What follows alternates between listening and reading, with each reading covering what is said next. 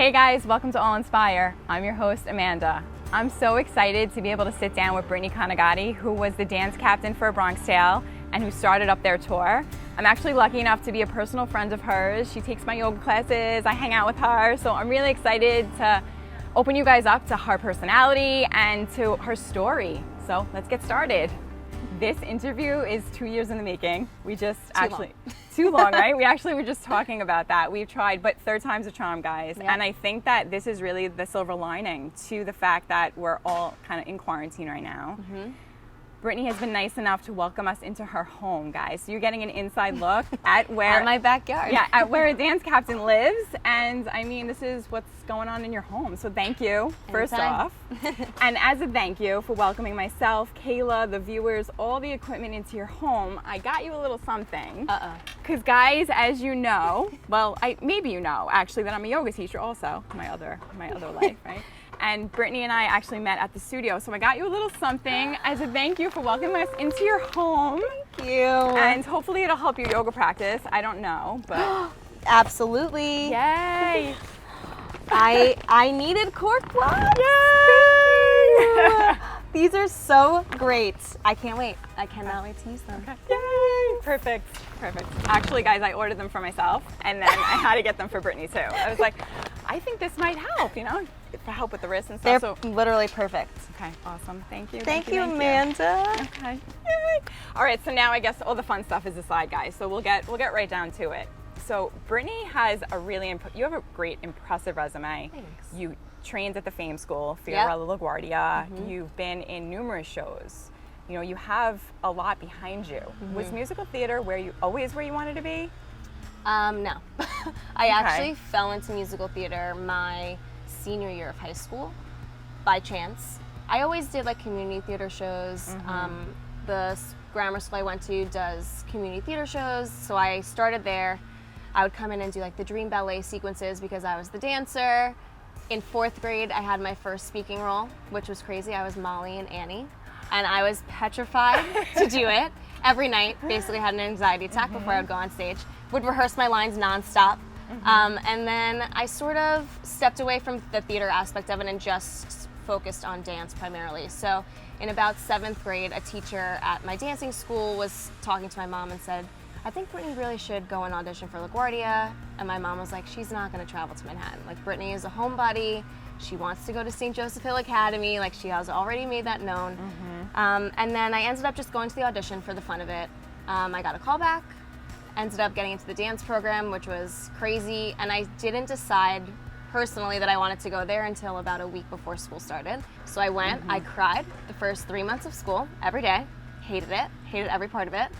I came from a very small private school, and then going into a public school where there was 10 floors and thousands of kids. I just felt so out of place. And then the rule was for my parents that if I went to LaGuardia, I had to give it the full year before I would transfer back home. So I had to do freshman year at LaGuardia no matter what. So after the first set of parent-teacher conferences, one of the ballet teachers was actually telling my parents, like, Brittany, I think she's really cut out for this. Like, she does not break in class. She's very polite, she takes corrections, all of these things. And my mom was like, she comes home crying every day from school. So I don't know how you think she's so great in class, but when she comes home, she cries every day. It's like she does not like it. She doesn't feel like she fits in. And the teacher was like, well, I purposefully try and break them. That's what they do, to see if you'd make it in the industry, because it's a very difficult industry to be a part of. And if they break you, then you're not really cut out for it. And if you stay, then you potentially can have the possibility to like make it in the arts industry. So after I heard that, things lessened up pressure-wise at school, and it just became literally the best experience I've ever had. So what are some words of wisdom that you can offer to one of the viewers who's at home who possibly, has a dream and they just don't know where to start? Because I've jumped literally polar opposite, soccer to dance, I really didn't know for sure I wanted to do that, but I had to sort of let go of the fact that I may fail at something, because I am pretty much a perfectionist when it comes to anything having to do with my career, I guess I would say. So I think knowing that it was okay to fail was sort of my biggest lesson to learn, that you can still achieve your goal and your dream and you can still fail along the way. That's sort of how then I learned a lot of the lessons that I probably wouldn't have learned if it was just handed to me. Like, I very much so trudged through the like muck to get to where I did, and learning to be yourself and be comfortable with being yourself, and getting the job because of, you know, of who you are, and not because of you're trying to be who someone else wants you to be, because you really never know what other people want you to be. So it's always just a guessing game, that if you just are confident in who you are, they're either going to like you or they're not going to like you, and if they don't like you, then maybe you shouldn't have worked with them to begin with. I love that. Yeah. It's like own who you are. Own who you and are. That's it. Just I've be gotten you. all of the shows because of who I am. So when you first started, was there an aspect of fake it till you make it? Oh, honestly, I feel like I still do that. Okay. That's Which really is great crazy. advice. But Yeah. yeah, it's just, I'm a really good mimicker. So like, especially in rooms dance-wise, if like the style of it is not really what I'm comfortable with, I can mimic pretty well, which is sort of, I feel like, how I've navigated through a lot of these auditions. And yeah, it's really how you hold yourself in an audition room. If you look like you don't know what you're doing, they obviously aren't going to trust you to know what they're doing in their show. So that's sort of how I go in, making it like I know everything. That's great. I know this much, because there's always room for growth. So I'm truly learning stuff every single day within the industry. So, you know, being that you overcame all these things to get where you are, you also actually, you healed from a really traumatic experience.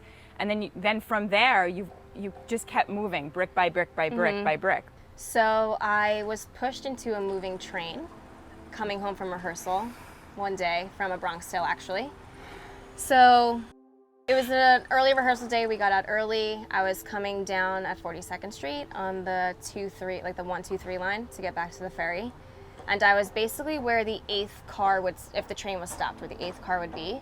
And as I was walking, there's, of course, the yellow, like, do not walk here, bumpy part of the walkway. And then behind that was a little space and then stairs. So it was sort of a very tiny window for me to be able to get through. And with getting to the ferry, you have to be in the first 5 cars. So I try and get to the first 5 cars once I start my trek home, so that I can just sit down on the train and not have to worry about it. Right. So I was rushing a little bit to come down and go through, and there was a man standing kind of where the staircase would be, and then the yellow part, but I knew I had time to clear to walk through, so I just looked at the man and I said, "Excuse me, I'm just gonna pass through."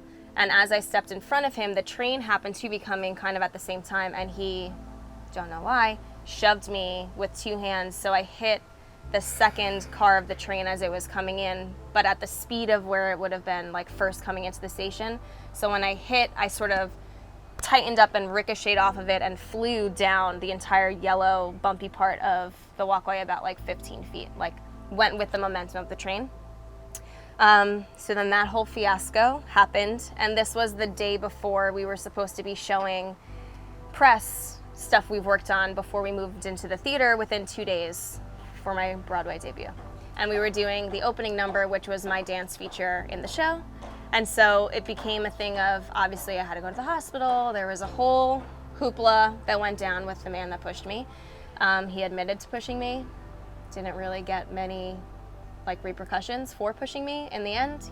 So that was one thing I had to sit with, was being so upset that someone can, number one, just put their hands on you out of nowhere. Number two, he was an older gentleman, like late 70s, older, with it, well-educated, worked for the housing department of New York City, ironically, and just said he had a bad day, and I just happened to be in the wrong place at the wrong time.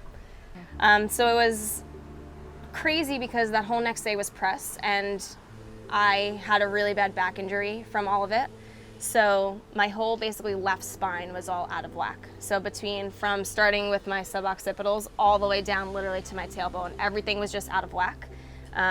From hitting a train at full speed. And ricocheting. I think they said that I didn't have, like I wasn't hurt more, like I didn't break any bones, nothing was broken physically on me. It was all just internal vertebrae and discs and stuff. So when I hit the train, I guess just from dance, and I was a cheerleader and stuff, you just always think to hug in. And so once I hit, I just tucked. And they said the way that I must have just guarded myself, and my backpack took a lot of the brunt. Luckily I had a massive backpack on, because you're carrying scripts and shoes and all that stuff. So luckily I had that on, but I ended up having a tank top on, and you literally had the imprint of, besides the train, then all of the dots going down my back. So that was all bruised and vertebrae were out and still are out, but you like sort of learn in that respect how to deal with it. So mentally, I don't think I really came to terms with what actually happened until I had to keep talking about it. It's amazing that now you can tell the story without being charged, Yep. and you can actually maybe laugh a little bit Yeah, at the 100%, because at first all I did was cry about it. So opening night was not just about I made it to Broadway. It was honestly, I'm alive, still doing what I love to do. And so it became a much more like deeper meeting to open a Broadway show than it probably would have to even begin with. You guys, I have to use the word inspire now. Like, I don't like to say inspire because the name of our show is All Inspire, but if that's not an inspiring thing, then I don't know what is. Thanks. Crazy. Life throws you some crazy curveballs. You moved with it. Yeah. If you could look at Brittany 10 years ago, what piece of advice would you offer her? And is it the same thing like that we've been discussing? It's sort of one of the things you actually mentioned in your class is trust yourself. Because I feel like a lot of the stuff that happened past or in the past, it was because I just would self-doubt all the time. And there's a difference between self-criticizing for the potential of growth and then self-doubting because you don't think you're capable of doing something. So I sort of had to let go of not trusting myself and just knowing that what you're doing is gonna line up and it's gonna work out and you're gonna get the goal that you aspire to attain. And that I feel like was sort of the one thing back then that I should have just trusted myself. Trust yourself and breathe. Because even now, I still, like, the second I learn a show, I'm locked in a room for hours because it needs to be perfect. Instead of growing towards perfection, I feel like I need to be perfect right at the top of things. So I have a phrase when I'm ever teaching anyone, I always say, you're gonna go home and you're just gonna marinate on this. Don't think about it, let it just sit in your brain, and I can guarantee you by tomorrow, you'll come out being like, oh wait, I know all of the choreography you taught me yesterday. Whereas when you probably left, you were like, what just happened? Because I just learned 3 4-minute numbers in an hour. So that's sort of my thing. Trust yourself, breathe, let things marinate, and it'll come. It'll come. Guys, she's speaking right to me. Like directly to me. It's hard. It's Yeah. so hard to do. It's so much easier said than done. Well, yeah, but it's good to hear. So I guess I just have to bring this up because we're living in a time right now where it's the COVID-19 pandemic right now, right? It's insane. I'm lucky enough to be sitting outdoors with Brittany. Distance. Right. Kayla is making the camera angles, right, so that it's tricking you guys a little bit. You think we're a little closer, but we're not. But with the current state of the world, is it affecting your goals long term, short term? And what have you been doing to remain focused and motivated throughout this time? It's actually been really difficult. I didn't think it would be as hard as it is, but because I constantly have been on the go since I'm 17 within the theater community, this is the first time that I've truly hit a wall of what am I doing? Like what's happening? What's gonna happen? And I feel like everyone has just a big question mark. Finding now the motivation to really stay within your craft is also difficult because you're doing it out of your basement, in your backyard, like nothing, you're not in the setting that you're used to. You're not used to other artists influencing the other things that you'd be doing on a regular basis, dance classes. A lot of that stuff is like you feed off of other people's energy. And I feel like having to do it by yourself, it's like you're constantly like pulling yourself up a rope to try and push your own self forward, which I guess gives you a lot of learning experience on your own to know kind of what you need to make you go forward. Like no one else should really have to push you to go towards the goal that you want to do. Like you should really want to do that for yourself, which you do, but you never realize how much influence you really get from the community and your family, and not being able to see people has been hard. I had to move my wedding, which was crazy, but who wants to sit at a wedding with a mask on and not get up and dance and enjoy yourself? So it's sort of, there's been like pluses and there's been a lot of minuses. So it's sort of now trying to find the good in all the craziness that's happening. Like I've gotten to spend so much more time with my family, which normally we never would because everyone would be everywhere. So that's been like a huge plus. Yeah, reworking a wedding was simple because I had nothing else to do. So I could replan everything and that worked out fine. Everything is just a huge question mark and I am not good with the unknown at all. It's the trust. I plan. I don't know. So it's all about the trust. Yep, it's not easy. The process it is and taking not the breath, easy. right? It's yeah. like we all need our own advice at times. Right. It's so hard. You'll do it though. Silver lining, right? Right? That's it. That's sort of how I wake up every day is like, okay, what can I find good in today? What's a positive thing that I'm gonna get out of this? Awesome. Yeah. So you've taken all these different things for everybody to think about, like lose the fear of failure, right? Be present, flow with what shows up, be open to growth.